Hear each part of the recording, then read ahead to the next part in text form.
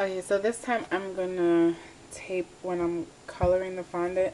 This is some fondant that I already had colored like a baby pink, the one that I did that little princess cake with. Um, so I just take this color because I need it to be this color. So it's too light. If I add more regular pink, it's not really gonna get that darker. So I wanted to add a darker shade of pink. I just put a little bit on the tip of this knife, and this is the color here, fuchsia. And I just put a little bit at a time.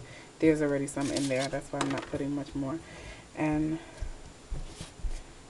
you would just knead it like you normally would.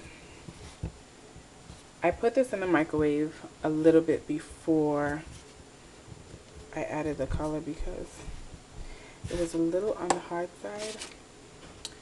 Now for some reason when I'm coloring, I like to use the Crisco on the counter instead of the powdered sugar, because if you use the powdered sugar, it's just going to keep kneading the powdered sugar into the fondant, and then it'll get really dry and cracky, kind of how that whatchamacallit looked, that brown fondant looked. Not too sure how close I'm going to get to this color, but we'll see. Okay, so that didn't do what I expected it to do. It made it a little bit darker, but kind of made it more on the purple side.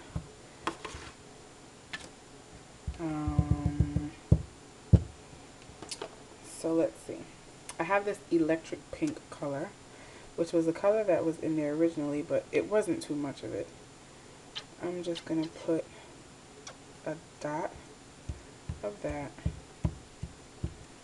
around the fondant, and let's see what color we come out with now. If you add it in small batches, even though you don't get the color that you want, you're not messing it up because you're not adding like a huge amount of color at one time.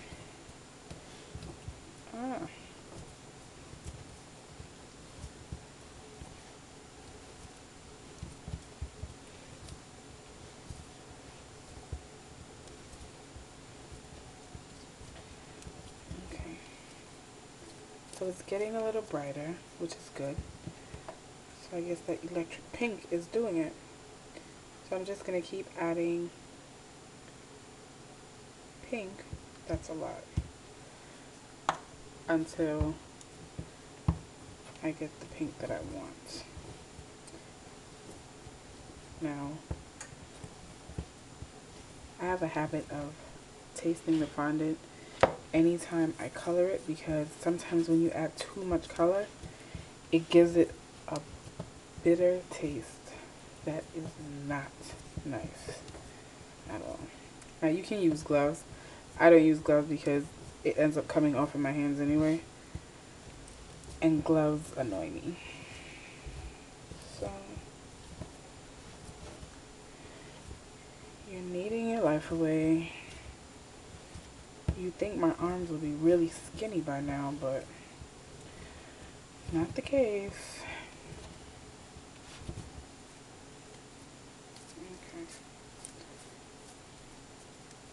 Let's see. Aha! So I think this is pretty close. It's not too different from the plate, as you can see. By the way, these are for the baby shower cake that I'm doing this weekend. So now we have our pink.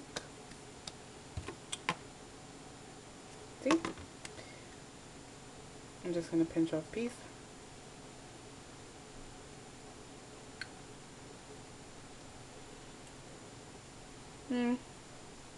Okay, still tastes like fondant. No bitter aftertaste. And that's good. So that is coloring fondant. Not much to it, just Add a little at a time until you get the color that you really want. Since I'm not going to be decorating this cake until Saturday, I'm just going to take some of the Crisco, or vegetable shortening. I don't know what you guys call it.